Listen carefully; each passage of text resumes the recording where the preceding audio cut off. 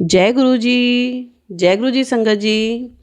मैं आपकी Geetu Jain surcharge with divine love Sukhmani aunty की किताब का 29वां अध्याय लेके आपके समक्ष मौजूद हूँ। टेलीपैथी। आइए सुनते हैं आंटी क्या लिखते हैं। टेलीपैथी को सामान्य रूप से परिभाषित किया जाए तो कह सकते हैं कि यह सोच के माध्यम से लोगों के बीच सीधा संचार स्थापित करना है। इसका अर्थ है वास्तव में हमारी इंद्रियों को शामिल किए बिना या शारीरिक संपर्क के बिना कुछ जानकारी एक व्यक्ति से दूसरे तक पहुंचाना। पहली बार गुरुजी के दर्शन करने के बाद मुझे ऐसा लगा जैसे मैं घर आ गई हूँ और इसलिए जाना नहीं चाहती थी। मुझे यकीन है कि आप में से बहुत से लोग इस भावना से जुड़ेंगे। घर वापस जाने में मुझे मेरी झिझक को भांपते हुए गुरुजी ने कहा, फिक्र ना कर, मैं तेरे नाल टेलीपैथी करूँगा। मनोविज्ञान की विद्यार्थी होने के नाते मैं जानती थी कि टेलीपैथी क्या है, लेकिन कभी इसका अनुभव नहीं किया था। उस रात जब मैं घर गई और सोई तो गुरुजी के साथ मेरी पहली टेलीपैथी हुई। अगली सुबह हमने गुरुजी से इस बारे में पूछने का फैसला किया। जैसे ही हम गुरुजी के मंदिर में दाखिल हुए, गुरुजी ने पूछा, क्यों फिर देखे नज़ारे? मैं तेरे कोल 3 वेरी आया सी। गुरुजी, वो सपने इतना ही कह पाई थी कि उन्होंने मुझे टोक दिया।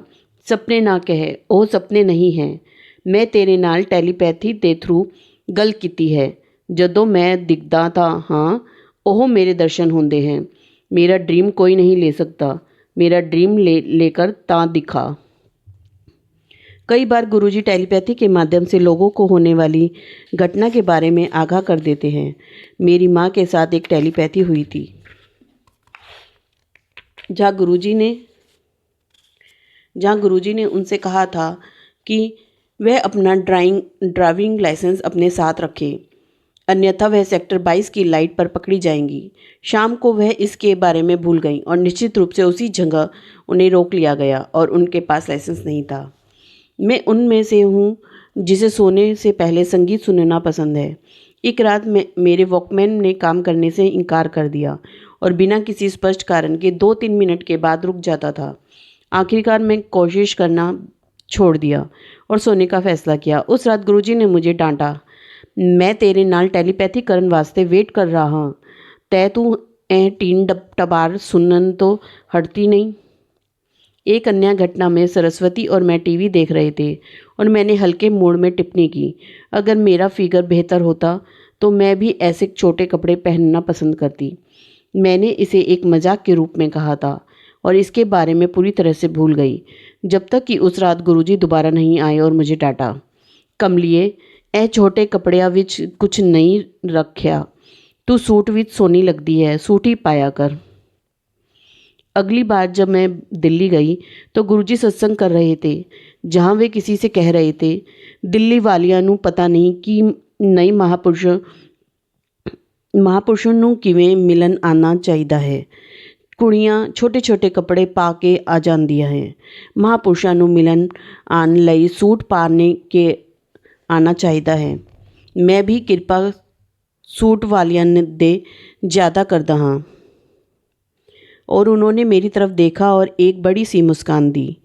एक टेलीपैथी ने गुरुजी मुझे किसी का पूरा पता देते हैं और बताते हैं कि उस घर में कोई बीमार है।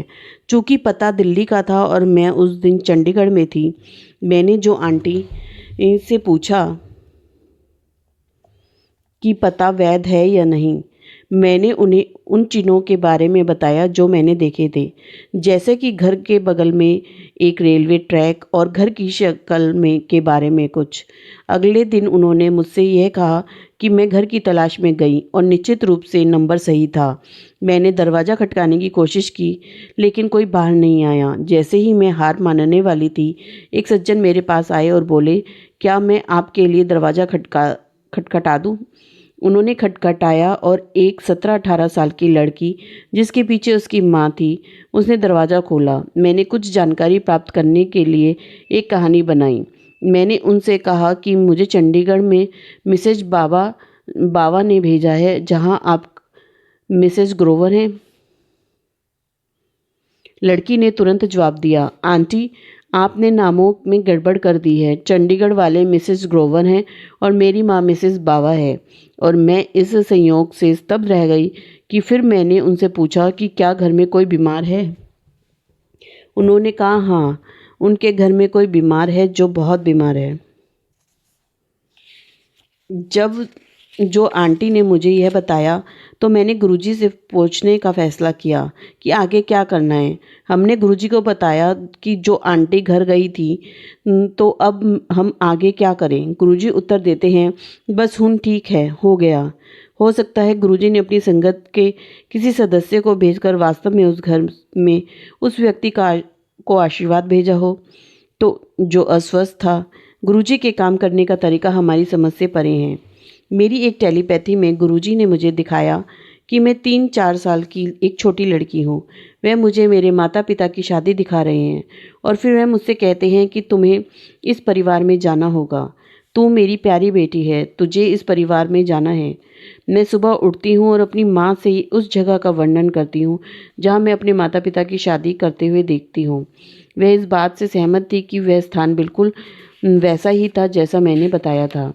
मुझे उन दिनों एक टेलीपैथी हुई जब मुझे यह भी नहीं पता था कि मैं अपने करियर के लिए कौन सी लाइन चुनूंगी। मैं हमेशा से एक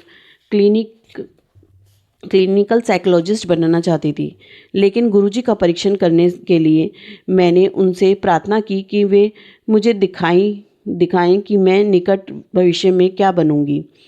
उस रात मैंने गुरुजी को थोड़ी सी संगत के बीच बैठे देखा और मैं उनके बगल में बैठी थी।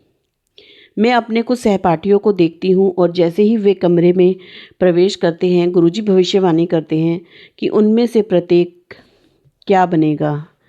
मेरा एक मित्र जो हमेशा 3rd डिविजनर था, अंदर आता है और गुरुजी उसे बताते हैं कि वह एक बड़ी फर्म में अधिकारी बनेगा।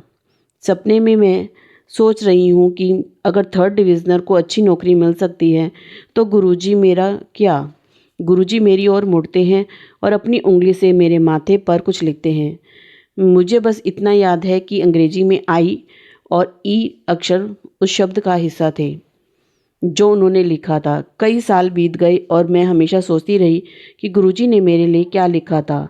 अभी हाल ही में मुझे एहसास हुआ कि मैं एक इंटीरियर एंड लैंडस्केप डिज़ाइनर बन गई हूँ और इंटीरियर और डिज़ाइनर शब्दों में आई और ई अक्षर आते हैं। गुरुजी अपनी टेलीपैथी में हमें बहुत कुछ बताते हैं, न केवल नज़दीकी भविष्य के बारे में बल्कि अगले कुछ वर्षों में घटित होने वाली कई चीज़ों के बारे में भी। वे आते हैं और अपनी संगत को टेलीपैथी के माध्यम से ठीक भी करते हैं। मुझे याद है कि मैं एक बहुत दर्दनाक फोड़े से पीड़ित थी और डॉक्टर ने मुझे अगले दिन वापस आने के लिए कहा था क्योंकि वह इसका ऑपरेशन करना चाहती थी। उस रात मैंने गुरुजी से प्रार्थना की कि मुझे इस दर्दनाक प्रक्रिया से बचाए। उस रात गुरुजी मेरी टेलीपैथी में आते हैं और मुझे लगाने के लिए एक सफ़ेद लेप देते हैं। अगली सुबह जब मैं उठी तो मुझे एहसास हुआ कि मुझे कोई दर्द नहीं है और जब मैंने अपने फोड़े की तलाश की तो मुझे वह कहीं नहीं मिला। उन्होंने मेरी टेलीपैथी में लेप लगाकर मेरा एक दर्दनाक फोड़ा ठीक कर दिया और क्या था, वहाँ एक भी निशान नहीं मिला जिससे पता चले कि मुझे कभी फोड़ा हुआ भी था। मेरे नाना जी के बीमार पड़ने से ठीक पहले मुझे एक टेलीपैथी हुई जहाँ मैं एक विशाल पहाड़ के नीचे खड़ी हूँ और अचानक पहाड़ टूटने और गिरने लगता है। मैं ऊपर देख रही हूँ और मुझे पता है कि मैं मलबे के नीचे कुचली जाऊँगी। जैसे ही मैं यह सोचती हूँ मुझे तेज़ रोशनी दिखाई देती है और गुरुजी का अपना हाथ ऊपर उठाए हुए हैं, मानो अपना आशीर्वाद दे रहे हैं। कोई भी मलबा मेरे ऊपर नहीं गिरता और मैं वहाँ से सुरक्षित निकल पाती हूँ। मैं सुबह उठी और टेलीपैथी को समझ नहीं सकी।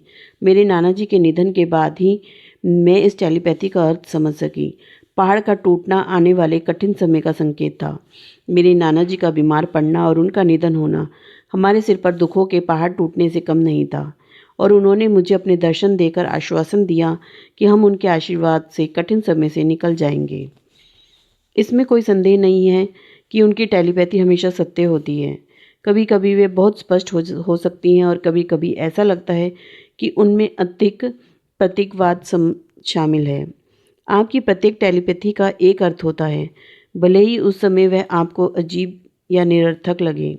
गुरुजी की महासमाधि के बारे में मेरे कमरे में रखी हुई शिवजी की मूर्ति से आने वाली एक अजीब रोशनी से जाग गई। चूँकि मूर्ति ऐसी सामग्री से बनी थी जो रात में चमकती थी। मेरी माँ ने इसके बारे में ज़्यादा नहीं सोचा और सो गई। रात में गुरुजी उनके पास आते हैं और उनसे कहते हैं कि सुखी आंटी, यह मूर्ति हुन खत्म हो चुकी है। इसनू मंदिर दे आते मेरा बाल रूप लेके आ। सुबह जब उन्होंने मुझे टेलीपैथी के बारे में बताया तो मुझे समझ आया कि उन्होंने ऐसा क्यों कहा कि मूर्ति किसी काम की नहीं है। इसे साफ करते समय मुझसे गलती से त्रिशूल का एक हिस्सा टूट गया था। ऐसा माना जाता है कि घर में टूटी हुई मूर्ति नहीं रखनी चाहिए, लेकिन मुझे यह इतनी प्रिय थी कि मैं फिर भी इससे चिपकी रही। अगले दिन हम शिवजी की बाल रूप की तस्वीर ढूंढने निकले और वह कहीं नहीं मिली। अंत में हमने गुरुजी से प्रार्थना की कि यह काम उन पर छोड़ दिया। अगले दिन मेरी माँ कुछ दवाइयाँ खरीदने गई और बगल की दुकान पर बाल रूप में शिवजी की एक सुंदर तस्वीर लटकी देखी। हमने मालिक से संपर्क किया और उनसे बड़ी स्वेच्छा से इसकी एक नकल बनवाने के लिए हमें दे दी। 2011 में मेरी एक टेलीपैथी थी, जहाँ गुरुजी के पिताजी तेल का कटोरा लाते हैं और मुझसे कहते हैं, तेरी पीठ विच तकलीफ है, मेरे तो मलवा ले, ठीक हो जाओगी। गुरुजी ने अपने हुंदे तैनू कोई तकलीफ नहीं आन दी। मैं किवें आन दिया। चूँकि उस समय मुझे पीठ की कोई समस्या नहीं थी, मैं अपनी टेलीपैथी में पिताजी से कहती हूँ कि मेरी पीठ ठीक है और वह तेल मेरे पास छोड़ दें। यदि मुझे इसकी आवश्यकता होगी तो मैं इसे स्वयं लगा लूँगी। तो फिर पिताजी मेरी टेलीपैथी में तेल का कटोरा मेरे पास छोड़ देते हैं।